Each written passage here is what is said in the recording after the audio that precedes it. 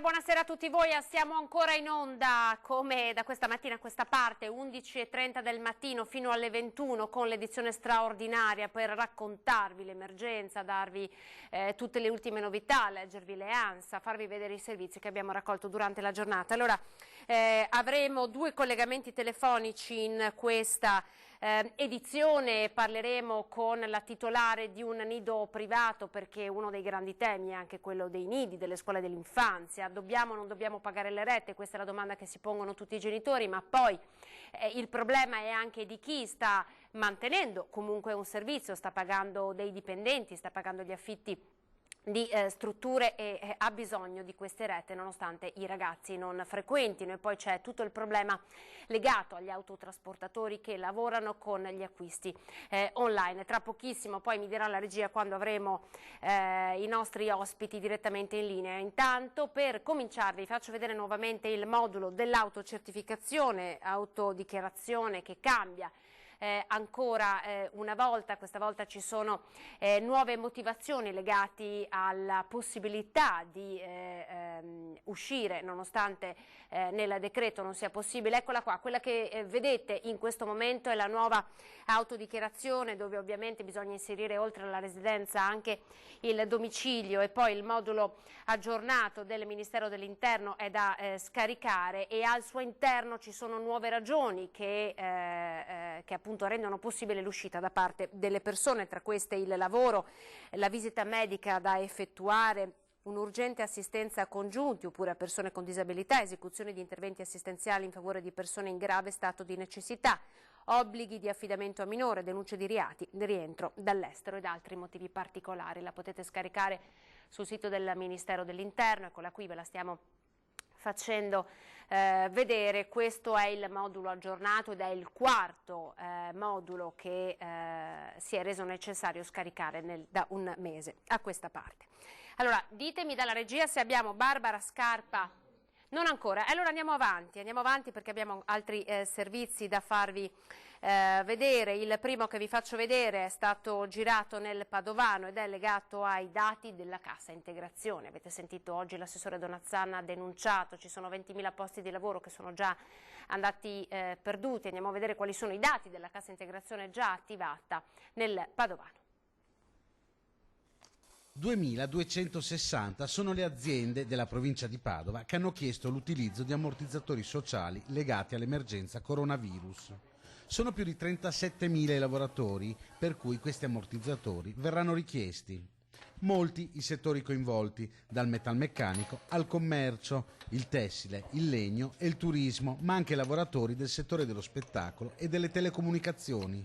Sono rientrate in questi ammortizzatori anche 173 aziende della provincia con meno di 5 dipendenti e che occupano 582 lavoratori. Sono tanti lavoratori coinvolti e un obiettivo importante raggiunto anche grazie all'intervento delle organizzazioni sindacali. È necessario sospendere attività produttive che per alcuni versi conoscevano già un loro rallentamento, perché il mercato veneto e il mercato padovano sappiamo che è finalizzato prevalentemente all'esportazione, non arrivavano materie prime, non arrivavano componenti soprattutto dal mercato asiatico. Evidentemente c'è un rallentamento delle aziende, ripeto, per queste ragioni, ma c'è soprattutto la necessaria sospensione legata all'emergenza sanitaria in corso. Qualcuno ci accusa di essere stati da questo punto di vista di responsabili. È irresponsabile a mio parere chi fa queste affermazioni, perché ce l'hanno spiegato in ogni modo che l'unico modo per evitare il contagio è stare all'interno della propria abitazione, limitare al massimo le uscite. I luoghi di lavoro sono per definizione luoghi di contagio, perché le persone, nonostante i protocolli di sicurezza che abbiamo introdotto e che non sempre vengono rispettati, sono nell'ambito delle relazioni sociali possono essere essi stessi dei veicoli, e quindi l'unico modo per contenere è evidentemente arrivare alla sospensione delle attività produttive. Eccole qua, allora questo è uno dei temi, poi vi faremo sentire anche l'intervista ad un imprenditore di Monselice. Vediamo se ho in onda, in diretta, Barbara Scarpa. Ce l'abbiamo? Barbara, buonasera. Sì, ci sono. Eccola qua, allora io la saluto e la ringrazio per aver raccolto la nostra chiamata. Barbara è la titolare di un micronido, nello specifico micronido Raggio di Sole. Siamo nel veneziano, giusto? Sì, siamo di Mestre, sì. Però io rappresento gli asili di Padova, Vicenza, Belluno e Treviso. Ecco, quindi parla... È importante questa cosa, sì. Abbiamo creato un gruppo. Grazie, parla a gran voce dunque a nome di tutti gli asili e le scuole dell'infanzia del territorio del Veneto. Qual è il problema, Barbara? Di famiglia, sì. Il problema è che ci troviamo a vivere un grossissimo problema proprio a livello economico, nel senso che non sappiamo come, non abbiamo aiuti fondamentalmente. Non sappiamo come fare con le famiglie, perché noi non possiamo chiedere ovviamente delle mensilità se un servizio non viene svolto, ma nello stesso tempo abbiamo gli affitti, abbiamo i contributi, abbiamo il personale da pagare, abbiamo le utenze, abbiamo tante spese, quindi noi non sappiamo come affrontare tutto ciò. Io ad esempio ho mandato un'email alle famiglie e ho detto che facciano quello che possono e se vogliono farlo, perché per marzo sono stata fortunata e tutte quante ci hanno aiutato. Tutti i genitori sono dato un contributo, ma aprile è difficile e quindi noi abbiamo lasciato libera scelta alle famiglie e dopo speranzose che il comune o la regione ci aiuti, faccia qualcosa, devono fare qualcosa, non è che vogliamo chissà quale aiuto, un piccolo aiuto per galleggiare e fare in maniera che tutto quello che abbiamo costruito in questi anni non finisca, perché questo è il rischio, che finisca. Capisci? Noi non abbiamo aiuti da nessuno. Esatto. Siamo invisibili. Barbara, inquadriamo un po' la situazione. Allora, i nidi comunali di fatto hanno l'aiuto da parte del comune, il comune ha già deliberato che non si pagheranno le rette, ma rimane tutta questa ampia forbice che è dei nidi di fatto privati o comunque paritari, quindi accreditati alla Regione del Veneto, che diciamo che sono la maggior parte. I nidi di famiglia che sono la maggior parte, poi ovviamente per aprire un nido di famiglia lei ci raccontava che bisogna avere delle caratteristiche molto precise, quindi voi avete lottato. Per avere un micronido certo, per forza, bisogna, la legge, la normativa non dà, cioè è molto rigida e non è facile aprirlo e i costi sono onerosi per poter essere in regola ed essere accreditati. Adesso succede che voi a voi mancano le entrate di marzo, lei mi stava dicendo che avete chiesto alle famiglie di dare il loro contributo. Allora, nel mio caso sono stata fortunata e a marzo siamo riuscite a galleggiare perché le famiglie ci aiutano e credono nel nostro servizio, ci trovano molto bene, non vogliono più chiuda. Altri asili si trovano in situazioni peggiori e quindi ognuno di noi ha un po' una realtà quindi, che bisogna... trovare un sistema per poter risolvere e far fronte alle spese, perché ripeto a marzo qualcuno è riuscito a far fronte a tutto, ma aprile e maggio chissà quando andiamo avanti, come facciamo? Tra l'altro per voi, per i nidi, l'anno scolastico di fatto termina, voi avete ancora giugno e avete anche luglio, cioè avete comunque Noi siamo sempre aperti, diciamo che noi privati siamo sempre aperti e abbiamo un orario molto più ampio di quelli comunali. Ad esempio le mie strutture come altri ad agosto sono aperti o magari chiudono una settimana, cioè noi siamo nati per aiutare le famiglie ed essere un sostegno fondamentale, quindi noi abbiamo un orario di apertura e chiusura che è differente un po' dalle altre strutture che possono essere ad esempio quelle comunali. Noi ad agosto siamo aperti. Senta, qual è il messaggio che vuole veicolare attraverso anche la nostra televisione peraltro alla politica, chi può prendere le decisioni in questo momento? Sì, che ci aiutino a galleggiare. Non chiediamo, ripeto, grossi cifre, non chiediamo nulla di che, un piccolo aiuto per galleggiare e far sì che tutto quello che abbiamo costruito in questi anni di sacrificio, dove ci si mette amore, per questo è un lavoro che ci sceglie e professionalità, non finisca. Questo chiediamo. Certo. Poi insomma sono anche le famiglie insomma, che in questo momento sono in difficoltà, infatti è un bel gesto. Ma certo, come possiamo chiedere le mensilità alle famiglie se non hanno un servizio? Però nello stesso tempo noi come possiamo andare avanti se non abbiamo un rientro economico, capisce? E allora che il comune aiuti noi per poter aiutare le famiglie, oppure che aiutino le famiglie perché aiutino noi. Ci deve essere un aiuto in qualche maniera, utilizzare qualche canale, ma non possiamo aspettare mesi e mesi e mesi, perché la città va avanti, le utenze anche. Certo. E le famiglie giustamente vogliono delle risposte, hanno ragione. E voi avete anche i dipendenti da pagare. Grazie Barbara. Grazie a voi di questa possibilità che mi avete dato, Siamo qui, siamo a disposizione, poi insomma parleremo anche con l'assessore di competenza per capire insomma quali sono gli scenari, che cosa si può fare. Cercheremo di esservi vicini il più possibile. Grazie Barbara Scarpa in rappresentanza. Grazie a voi, grazie da parte di tutte, grazie. Grazie, buona serata. Allora andiamo avanti, adesso vediamo se possiamo lanciare quello che vi dicevo, l'intervista all'imprenditore di Monselice che vorrebbe poter anticipare la cassa integrazione ai suoi dipendenti, ma di fatto non è possibile. Vediamo, lo possiamo mandare? Sì. Eccolo qua, imprenditore. 15 dipendenti è un'azienda artigiana che fa del Made in Italy e della qualità dei prodotti il suo valore aggiunto. Questa realtà di Monselice produce sedie e poltrone per uffici e le esporta in 80 paesi nel mondo. In questi giorni prima ha attivato la messa in sicurezza dei luoghi di lavoro, poi con lo stop totale della produzione per decreto i titolari volevano attivare la cassa integrazione per i lavoratori come previsto dal governo e fin qui tutto regolare per questa azienda nata negli anni 70. Ho sempre creduto nel valore del Made in Italy, che già in quei tempi iniziava a essere molto richiesto, soprattutto nel mercato estero, nei paesi arabi e l'Estremo Oriente. Poi gli imprenditori pensano che, data l'entità straordinaria di richieste che dovranno essere gestite, i dipendenti rischiano di aspettare i soldi dall'INPS per un tempo indefinito. Per questo l'azienda si rende disponibile a anticipare le somme dovute per la cassa integrazione. Dato il numero di richieste, è molto probabile che i dipendenti debbano aspettare mesi i soldi dall'INPS. Per questo ci siamo offerti di anticipare le somme dovute dall'INPS ai dipendenti, sostenendo noi come azienda l'onere finanziario. L'accordo quadro sottoscritto nel marzo del 2020 però non prevede questa possibilità per le imprese artigiane.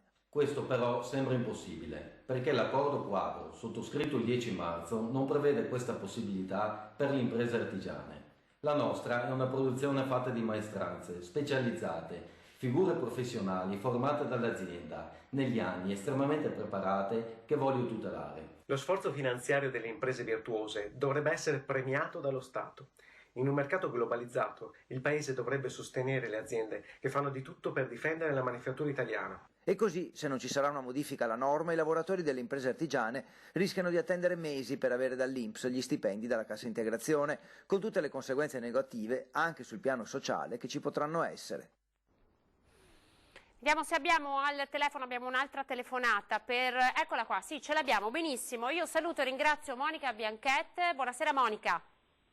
Buonasera. Eccola qua, allora Monica è titolare dell'azienda di autotrasporto Bianchette, siamo nel Bellunese, quindi per disegnare insomma l'area geografica in cui voi operate. Lei ci ha denunciato una situazione incredibile, nel senso che i negozi sono chiusi e quindi la gente che cosa fa? La gente compra online, ci sono ordinativi in quantità enormi, come se fosse Natale. Voi che lavorate anche con DHL dovete portare a casa, consegnate tutto quello che viene acquistato. Che cosa ci può raccontare? Che cosa sta succedendo, Monica? Sì, esattamente, la nostra categoria dovrebbe garantire la consegna dei beni essenziali e ci troviamo di fronte ad un'esponenziale crescita di consegne di vendite online di beni di ogni tipo. Molte persone ordinano anche con pagamenti in contrassegno per poi farci trovare il denaro sotto lo zerbino.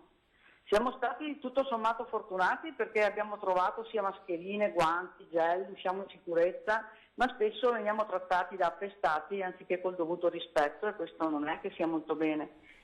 Senta, ma di che impennata stiamo parlando, Monica? Di un buon 60%. Ecco. Stiamo parlando di un buon 60% che porta le persone a stare fuori casa tanto tempo, molto più tempo di prima, e c'è anche il grosso problema che stare in giro senza poter trovare un esercizio aperto per l'uso del bagno o poter mangiare qualcosa al caldo o un caffè va a mirare anche l'igiene personale. Quindi lei è costretta a chiedere ai suoi dipendenti degli straordinari, dipendenti che non riescono nemmeno a trovare un bar aperto per poter andare ai servizi igienici e che mi diceva a volte devono anche gestire, maneggiare del denaro. Esattamente, esattamente. Come mai si compra in contrassegno? Questo bisognerebbe chiederlo a chi fa gli acquisti, perché ormai quasi tutti i siti permettono anche il pagamento con carta di credito, pertanto non si riesce a capire anche questa cosa, visto che dovremmo limitare l'esposizione e i contatti con le persone. Senta, di fatto... Perché... Prego, sì, prego. Noi che siamo partner di DHL adesso ha trovato il sistema per poter consegnare anche senza raccogliere la firma, però nel momento in cui ti trovi a dover incassare, per forza di cose, o con il POS o con i contanti, si viene a contatto con le persone e cominciano ad essere tante in una giornata. Tra l'altro, insomma, erano state anche dettate delle restrizioni proprio per, insomma, non favorire delle forme di concorrenza sleale, no? Soltanto dei beni di prima necessità, ma lei ci racconta che gli ordinativi sono i più disparati. Sono i più disparati, tipo? Sì, posso fare l'esempio degli alberi di Natale. Gli alberi di Natale adesso vengono ordinati, probabilmente c'è qualche sito che ha fatto le offerte e vengono comprati anche gli alberi di Natale a Pasqua. Sarebbe bene nella coscienza di tutti quanti evitare possibilmente acquisti di questo genere, visto che poi alla fine non gradiscono neanche la presenza di chi arriva al loro domicilio per consegnare gli ordini. Cioè praticamente non riescono a rinunciare ad acquistare comunque delle cose nonostante non siano beni di prima necessità, poi però quando arriva il corriere c'è la diffidenza, lei mi diceva che i suoi dipendenti vengono trattati come degli appestati. Beh, non tutti, non tutti. Tanti clienti hanno questo tipo di problematica poi, sì. Dopo c'è anche chi ti fa trovare il caffè e la brioche sulla soglia della porta. Perché, e per questo ringrazio da parte mia e tutto lo staff, chi lo sta facendo, certo. Ma molti purtroppo l'educazione non la conoscono proprio. Senta, non ritiene che c'è un vuoto normativo in questo senso, nel senso che insomma le attività... Ritengo sì che ci sia un vuoto normativo, perché dovrebbe esserci perlomeno per ogni comune un qualcosina a disposizione di chi deve continuare a lavorare per garantire un servizio essenziale. Che cosa chiede allora lei, Monica? Beh, intanto se fosse possibile limitare anche la vendita online di acquisti non necessari, che come hanno limitato nei negozi vendita di determinate cose, anche l'online sia limitato in questo, e che ci sia qualche servizio per chi deve lavorare fuori casa. Certo, che insomma che sia prevista la possibilità di poter mangiare un panino da qualche parte o... Esattamente. Queste insomma sono le... Che poi sia un locale pubblico oppure mettano a disposizione, non lo so, inventiamocelo. Comunque lei denuncia un aumento di lavoro del 60%. Per quanto riguarda le vendite online, non del lavoro in generale, perché purtroppo dall'altro canto abbiamo tutte le aziende che stanno rallentando notevolmente tutte le spedizioni. Non è neanche un bel segno questo qua. Certo, certo.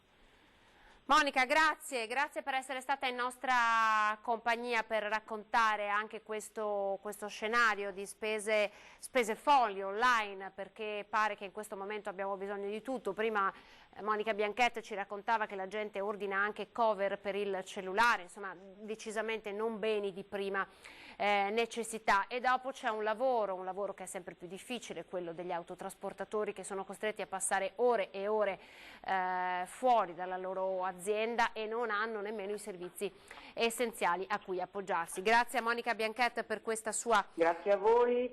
Grazie, buonasera, buon lavoro. Serata.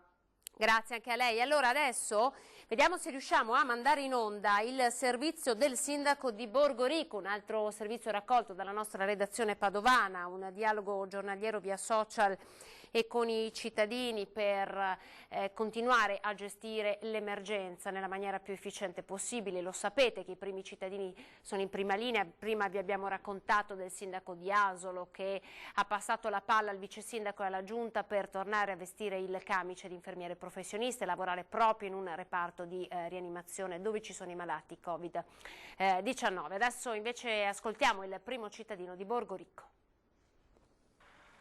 Giorni difficili a Borgoricco, ma il sindaco Alberto Stefani con i cittadini si è preso un impegno, quello di cercare di rispondere a tutte le loro domande. L'abbiamo fatto tramite una chat room in determinate ore del giorno, risponderò direttamente ai miei cittadini delle domande che mi fanno sui social network. Attivi alcuni servizi, la spesa a domicilio che diventerà strutturale per gli anziani a partire dal prossimo anno grazie ai fondi risparmiati dal Carnevale, un fondo di garanzia per le famiglie grazie ai tagli delle indennità di giunta, ma a Borgoricco si pensa anche ai più piccoli con una promessa e l'iniziativa dell'Ufficio Cultura Io resto a casa e creo. Permetterà ai ragazzi di tutte le età e anche ai bambini di poter produrre un elaborato durante questo periodo di quarantena che può essere una poesia, un racconto, un diario, un saggio, un'opera artistica, un'opera scultorea e magari, perché no, anche una composizione musicale che poi sarà oggetto di premiazione alla prima manifestazione utile. Come ho promesso ai bambini del mio comune, non appena questa emergenza finirà, non appena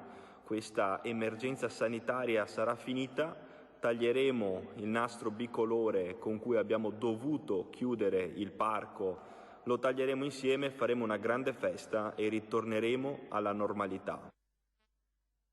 Andiamo di nuovo insieme a vedere la tabella aggiornata dei casi SARS-CoV-2 positivi per quanto riguarda il Veneto rispetto a quella che vi abbiamo dato per tutta la giornata di oggi. Ci sono 267 casi in più nel Veneto, quindi il totale dei casi con tampone positivo nella nostra regione sale a 7.202. A Padova, escluso i domiciliati di Voi, i casi sono 1.726.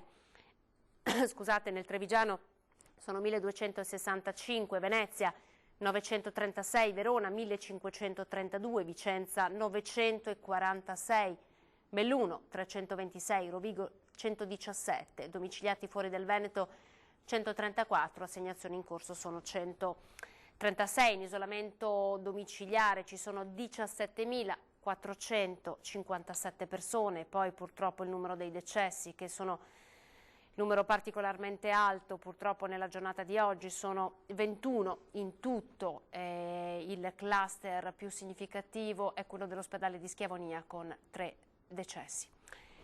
Adesso ci fermiamo un attimo per la pubblicità e tra pochissimo di nuovo insieme per questa edizione straordinaria, vi aspetto.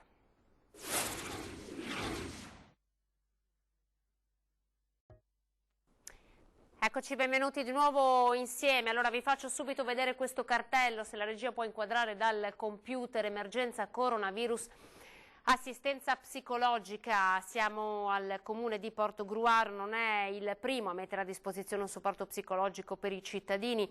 Allora questo è il numero che i cittadini di Portogruaro devono chiamare, lo 0421 27 72 01, 0421 27 72 01, da lunedì alla domenica dalle 9 alle 18. Questo è il servizio. Vi dico anche che il servizio viene svolto dalla società scientifica EMDR che riunisce a livello nazionale ed europeo psicologi e psicoterapeuti specializzati nel trattamento dello stress post-traumatico, di traumi psicologici e del supporto in situazioni ad alto impatto emotivo. L'Ordine degli Psicologi aveva dichiarato che alla fine di questa emergenza saranno tanti i problemi che bisognerà risolvere proprio per questa restrizione delle libertà a cui tutti noi siamo sottoposti, ma anche il grande trauma di aver perso un familiare, di aver avuto paura, quindi davvero il sostegno psicologico per le persone è davvero importante in questa fase. Eventualmente se ne avete bisogno provate a consultare il sito del comune a cui appartenete per vedere se è stato attivato un servizio di questo tipo. Intanto quello che vi abbiamo appena fatto vedere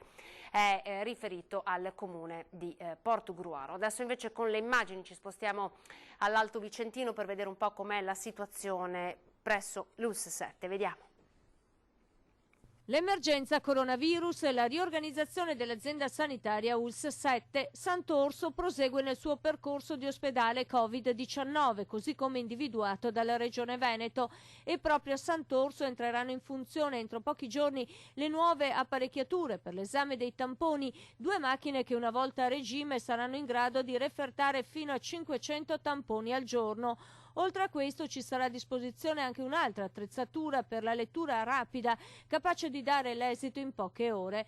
Con questi nuovi macchinari sarà possibile aumentare il numero dei tamponi che saranno effettuati a partire dal personale sanitario e delle case di riposo. Sul fronte dei posti letto, poi, da venerdì inizieranno i trasferimenti nel vecchio ospedale di Marostica.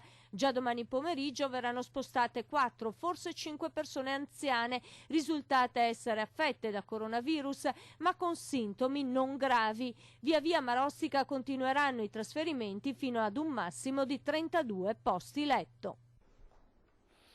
Eccolo qua, stavo verificando il comunicato stampa che è arrivato adesso dall'assessore Pan ed è legato a tutto il comparto lattiero-caseario perché ci sono speculazioni. Allora le dichiarazioni dell'assessore regionale sono queste: in questo momento emergenziale di grande tensione dei mercati agroalimentari dobbiamo essere ancora più vigili, mettere in sicurezza le nostre aziende ed evitare gli immancabili e deprecabili fenomeni speculativi. Lo ha ribadito appunto l'assessore all'agricoltura Giuseppe Pan in riferimento al settore lattiero-caseario e alle segnalazioni pervenute da parte dei produttori che si sono visti disdettare i contratti di acquisto del latte crudo e imporre prezzi al ribasso. È quello che sta succedendo adesso, lo stiamo denunciando da più di qualche giorno e oggi è arrivata proprio l'annuncio dell'assessore Giuseppe Pan: intensificheremo i controlli anche su questo. Adesso andiamo invece a parlare di un altro tema, quello delle pensioni. Avete visto che anche le Poste ha predisposto un calendario per ordine alfabetico per evitare di andare ad intasare gli uffici postali. Andiamo a vedere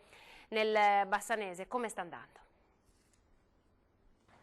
Ci si aspettava la calca, un certo nervosismo, un movimento fuori dal comune all'ufficio postale di Bassano in questa prima giornata di ritiro pensione. Se lo aspettava forse anche Poste Italiane, che come sappiamo aveva già allertato la prefettura di Vicenza per la giornata di oggi, tant'è che stamattina carabinieri e polizia hanno eseguito qualche ronda in più del solito, proprio per un controllo più capillare. E invece tutto è andato bene. La situazione è piuttosto tranquilla, vedo che i pensionati hanno capito dalle informazioni che ha dato Poste Italiane di comportarsi in un certo modo e hanno adottato questo sistema. Noi stiamo pagando le pensioni da oggi fino al 1° di aprile, seguendo il calendario e l'ordine alfabetico, come è già stato diffuso anche da Poste Italiane ed esposto anche nelle locandine esterne all'ufficio. Ecco, quali sono i provvedimenti che voi state adottando, soprattutto per esempio nelle giornate di riscossione delle pensioni, dove sappiamo che insomma il traffico aumenta? Noi naturalmente invitiamo i clienti ad entrare uno alla volta, serviti uno per sportello, e mantenendo naturalmente le distanze di sicurezza che sono previste dalle normative. Sicurezza sia per gli operatori che per gli utenti. Si entra uno alla volta fino a raggiungere il numero degli sportelli. Vorrei anche fare un invito ai pensionati, soprattutto quelli che hanno l'accredito della pensione, ad utilizzare o la carta libretto o la postamat del conto o la Postpay Evolution, sfruttando l'ATM che abbiamo esterno, in modo da limitare anche l'accesso ai locali dell'ufficio. E ancora un appello. Invito anche i clienti di Poste a venire in ufficio solo per le operazioni indifferibili, in maniera di non accedere agli uffici per niente e lasciare spazio, soprattutto in questi giorni, anche ai pensionati. Allora, la notizia è in aggiornamento, lo strappo del Premier Conte sugli aiuti antivirus. Guardate la prima pagina del Corriere della Sera, il Premier non firma la bozza e avverte: avete 10 giorni oppure faremo da soli. Lo sapete che il Premier, supportato da altri 7 paesi dell'Unione Europea, ha chiesto di continuare con i Corona Bond contrari Germania e Olanda alla richiesta di aiuto per fare una fronte comune in questo momento contro l'emergenza, un appello che di fatto evidentemente non è stato ascoltato, se questa è la notizia, ma adesso vi facciamo proprio ascoltare le parole di questo pomeriggio di Giuseppe Conte. nel corso del 2020 e soltanto un'azione politica di sinergia potrà permettere all'Eurozona di tornare su un sentiero di crescita sostenuta. È convinzione del Governo che ad oggi nessuno degli strumenti disponibili, nessuno, progettati durante precedenti periodi di crisi di differente natura, pensiamo all'ultima del 2008, differente natura, possa costituire un veicolo idoneo ad attuare quella coraggiosa risposta economica alla pandemia di cui tutti i cittadini avvertono la necessità. Per questa ragione l'Italia continua a lavorare alla creazione di strumenti di debito comuni dell'Eurozona, che possano finanziare gli sforzi messi in campo dai governi e costruire un'adeguata linea di difesa. Si è ragionato anche in questi giorni di Corona Bond. Non è una formula linguistica che mi fa impazzire. Propenderei forse, se devo dare un suggerimento, per European Recovery Bond, ma non è un problema di lessico. Nelle ultime ore ho portato avanti un'iniziativa condivisa dai leader di altri 8 Stati membri: Belgio, Francia, Grecia, Irlanda, Lussemburgo, Portogallo, Slovenia e Spagna. Ieri abbiamo inviato una lettera che ho sentito per telefono al Presidente del Consiglio europeo Charles Michel, con la quale abbiamo espresso un chiaro punto di vista. L'Europa può affrontare questo shock soltanto facendo ricorso a misure straordinarie, a misure eccezionali.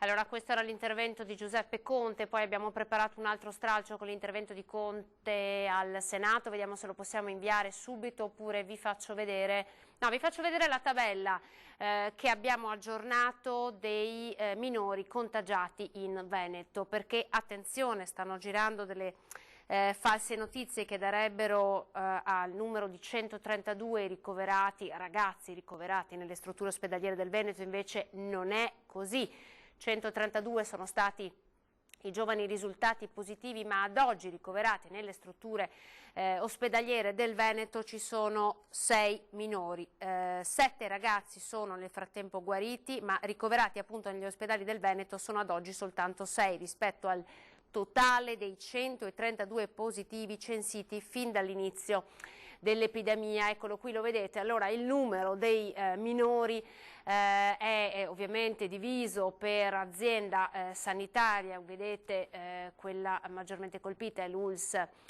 6 Euganea, però appunto i ricoverati sono soltanto 6. La notizia che è stata diffusa anche dai media nazionali proprio in queste ore invece è che ci siano 125 ragazzi ricoverati in ospedale affetti da Covid-19. Non è così, i ricoverati sono fortunatamente soltanto 6. Questa era una precisazione doverosa che vi dovevamo dare. Pronto il prossimo stralcio di Conte, ecco qui si vede l'immagine del Presidente Casellati. Allora sentiamo al Senato com'è andata. Signora Presidente, gentili senatrici e gentili senatori, la diffusione dell'epidemia da coronavirus ha innescato in Italia, ma anche in Europa, una crisi senza precedenti che, come stiamo vedendo, sta esponendo il nostro Paese a una prova durissima. La necessità di contenere il contagio ci sta costringendo a misurarci con nuove abitudini di vita, con un impatto negativo sull'intero sistema produttivo che coinvolge imprese, famiglie e lavoratori. Sono giorni terribili per la nostra comunità, per la comunità nazionale. Ogni giorno siamo costretti a registrare nuovi decessi. È un dolore per la nostra comunità che si rinnova quotidianamente. Perdiamo soprattutto i più fragili, i più vulnerabili. Non avremmo mai pensato nel nostro Paese di guardare immagini in cui sfilano file di autocarri dell'esercito cariche di bare di nostri concittadini. Ai loro familiari va il mio, ma il nostro partecipe pensiero, la nostra commossa vicinanza. Permettetemi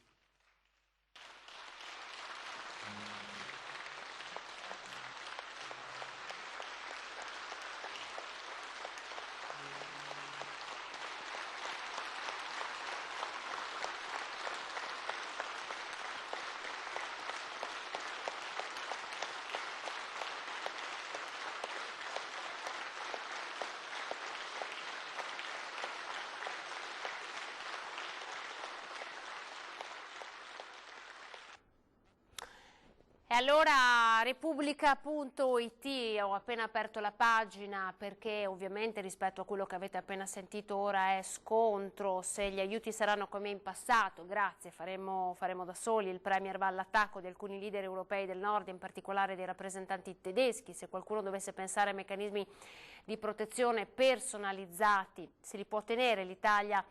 Non ne ha bisogno, nessuna mutualizzazione del debito, abbiamo le carte in regola con la finanza pubblica, sulla stessa posizione italiana la Francia, il leader spagnolo Sanchez, servono soluzioni entro 10 giorni, il ministro degli esteri Luigi Di Maio. Giuseppe ha fatto bene, spenderemo quanto serve, dunque è uno scontro aperto, lo sapete, avete sentito, il fronte è comune, sono molti i paesi dell'Unione Europea che chiedono davvero di reagire a questa emergenza in maniera univoca e con degli aiuti consistenti. Purtroppo appunto il fronte dei paesi del nord sta facendo dietro front, quindi insomma l'ultimatum è quello dei 10 giorni, la notizia ovviamente è in aggiornamento, ma per ora sapete che di fatto il Premier Giuseppe Conte sta andando allo scontro con l'Unione Europea, vedremo se ci saranno ulteriori novità prima di salutarci. Adesso vi faccio vedere un servizio che abbiamo preparato che interesserà sicuramente le donne in stato interessante, le famiglie in cui sta per arrivare un nuovo bambino, ovviamente sono spaventati per l'emergenza coronavirus. Andiamo a vedere nel dettaglio allora le informazioni necessarie da sapere se sta arrivando un nuovo bimbo nelle vostre case. Mamme in gravidanza e coronavirus, tante domande da parte delle donne che hanno mille dubbi. Intanto, per proteggersi, le mamme devono adottare le stesse precauzioni di tutti, lavarsi le mani spesso, tenere le distanze, non toccarsi occhi, naso e bocca, starnutire o tossire nella piega del gomito. E poi ci sono le domande più specifiche. Intanto l'essere in gravidanza non sembra esporre a maggior rischio le donne. Un maggiore rischio, invece, quello sì, c'è per le infezioni respiratorie. Con le conoscenze attuali, le donne in gravidanza e positive al coronavirus non trasmettono al feto la malattia, mentre se sono positive e hanno sintomi respiratori, se il medico consiglia la TAC, la possono effettuare senza paura per verificare la situazione dei polmoni. Se si pensa già al parto, invece, non è consigliato il cesareo, ma la procedura più adatta alla propria situazione senza considerare la malattia. Escluso invece il parto in acqua, e quando il bimbo o la bimba saranno venuti alla luce, se la mamma è positiva dovrà adottare comunque tutte le precauzioni, mascherina compresa, mentre il neonato potrà sicuramente stare con la mamma ugualmente, salvo casi particolari valutati dai medici, di cui bisogna fidarsi e che vanno ascoltati con serenità e senza paure. Eccoci qui adesso con le immagini, andiamo alla città della Speranza dove è grande il lavoro dei ricercatori, un altro punto importante della nostra regione per gestire ed affrontare l'emergenza. Vediamo. La Fondazione Città della Speranza scende in campo contro il coronavirus, schierando l'Istituto di Ricerca Pediatrica per uno studio innovativo che contribuirà ad aggiungere conoscenze alla ricerca internazionale, suggerendo nuovi approcci terapeutici e favorendo lo sviluppo di un vaccino. Il progetto, per il quale la Fondazione ha concesso un finanziamento di 500.000 euro, si pone l'obiettivo di verificare la risposta immunitaria al coronavirus nella popolazione veneta, per capire quali siano le difese immunitarie efficaci contro il virus e perché esse vengano meno in alcuni pazienti. Il gruppo di lavoro sarà coordinato dal professor Andrea Crisanti, direttore del laboratorio di microbiologia e virologia dell'Università di Padova, e dalla dottoressa Antonella Viola, direttrice scientifica dell'Istituto di Ricerca Pediatrica Città della Speranza.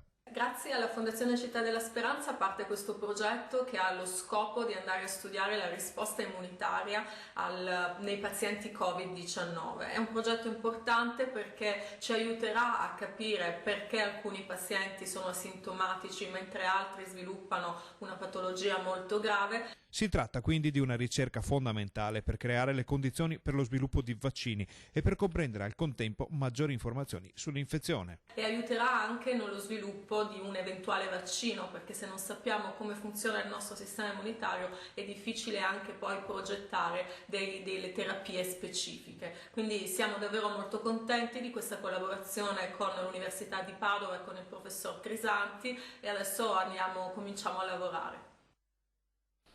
Allora ci sono 2 nuovi decessi, altri 2 medici sono morti, il numero dei decessi tra i medici è di 41, si tratta di Marco Lera, odontoiatra di Lucca, e Santino Forzani, direttore sanitario a Novara, come si apprende dalla Federazione Nazionale degli Ordini dei Medici. Sapete che in questi giorni tutti i medici di base e i pediatri sono stati sottoposti ai tamponi, come voluto dal governatore Luca Zaia, perché sono loro in prima linea e dunque dal momento che c'è il problema legato agli asintomatici, la necessità ora è quella di capire qual è la situazione anche negli ambulatori di medici di base, dove purtroppo le persone continuano ad andare per isolare e mettere già in quarantena i medici che dovessero risultare positivi al Covid-19. Purtroppo, dicevamo, oggi ci sono stati altri 2 decessi, dunque il numero dei morti tra i medici di base sale a 41.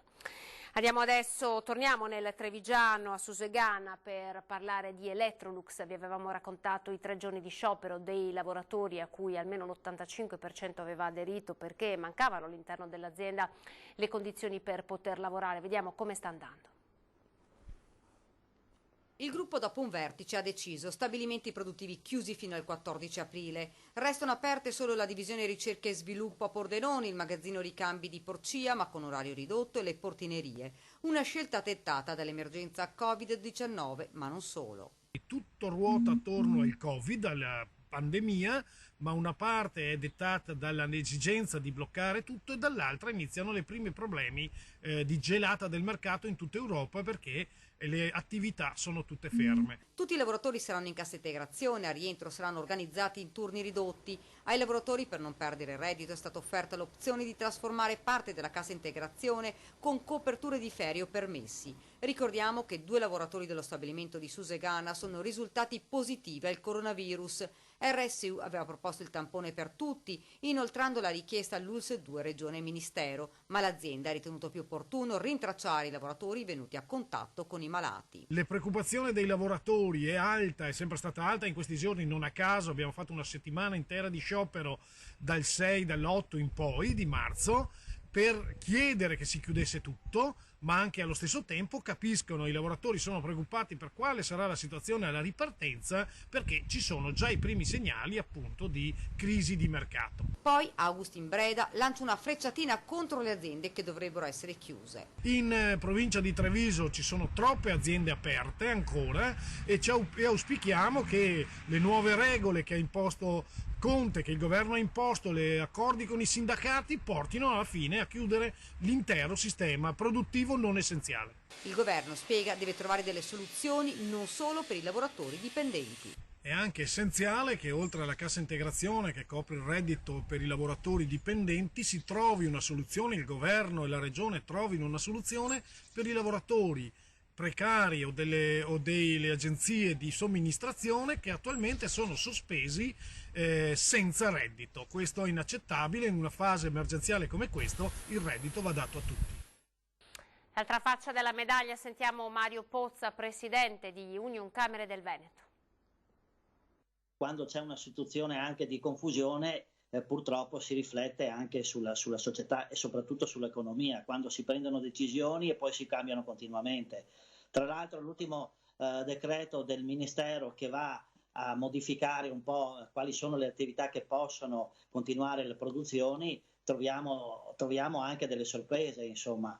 Probabilmente qualcosa sta sfuggendo al Mise nella redare questi nuovi codici Ateco, perché vengono eliminati i macchinari dell'agricoltura e l'industria alimentare, che sono attività affine, perché c'è una continuità in questa filiera, no? E quindi probabilmente bisogna anche stare attenti, perché quando tu adotti questi provvedimenti, allora lunedì le attività hanno continuato ad operare, eccetera. Adesso cosa dovranno fare questi? Dovranno chiedere alle prefetture una deroga perché sono attività che vanno a supporto della filiera e quindi non le puoi tirare via. Quindi probabilmente c'è un po' anche di confusione, credo, al Ministero dello Sviluppo Economico, perché cosa vuol dire questo? Vuol dire il sistema agroalimentare italiano è uno dei più importanti in Europa e la produzione di macchine agricole è una delle più importanti d'Europa assieme alla Germania. Ma per macchina agricola non si intende solo il trattore o la falciatrice, ma si intende anche tutto quello che serve, non so, alla produzione del latte, tutto quello che serve alla produzione di succhi di frutta. Ecco, e quindi c'è effettivamente anche una possibilità che su questa confusione ovviamente andiamo ad interrompere una filiera che ha un peso non di poco conto, perché il settore macchine agricole 1 miliardo di esportazioni conta nel Veneto e il settore alimentare conta 1,2 miliardi. Hanno aggiunto poi dei nuovi codici ATECO operativi che sono quelli legati dei radiatori, insomma ha messo qualcosa. Ad esempio i radiatori vale 400 milioni di export, bene, per il Veneto. Però, come dicevo, c'è questo rischio, insomma, che in questo momento non ci sia proprio una relazione tra il Ministero e le competenze che devono dare l'indicazione al territorio.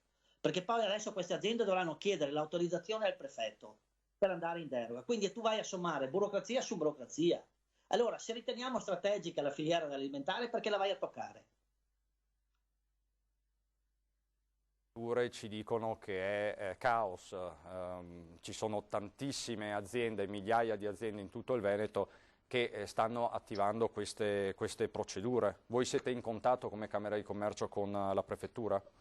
Ma c'è un tavolo operativo costituito dalla Prefettura, dalla Camera di Commercio e dalla Provincia in relazione con le associazioni di categoria per aiutare la Prefettura a dire, il prefetto a dare le autorizzazioni. E quindi l'interpretazione che viene fatta con cognizione di causa, come ho detto la volta scorsa, cioè nel senso si vedono i codici ATECO e si vede quella filiera, quel codice, perché i codici sono 2, no? Le prime 2 cifre, poi ci sono altre 2 e poi c'è una quinta cifra e quindi bisogna interpretare dalla quarta cifra in poi quali sono i codici della filiera e questo ovviamente lo sanno fare i tecnici. Questo tavolo è un tavolo, come dicevo, già nato lunedì e sta vagliando parecchie pratiche. Siamo sull'ordine delle 500-600 pratiche al giorno, non molto. Se calcoliamo che ci sono 100.000 imprese in provincia di Treviso, 120.000 con le unità locali, figuratevi voi. Diventa anche un super lavoro proprio per i commercialisti, non è facile reperire questi dati. No, questi dati sono tutti in Camera di Commercio, perché quando tu iscrivi un'azienda vai con il tipo di produzione e al fianco alla produzione c'è un codice e quindi vengono lavorati. Quindi c'è il lavoro per il commercialista perché magari per l'azienda deve trasmetterlo alla prefettura oppure tanti lo trasmettono alla Camera di Commercio e quindi dobbiamo mettere insieme tutte queste domande e poi vagliarle, insomma, ecco.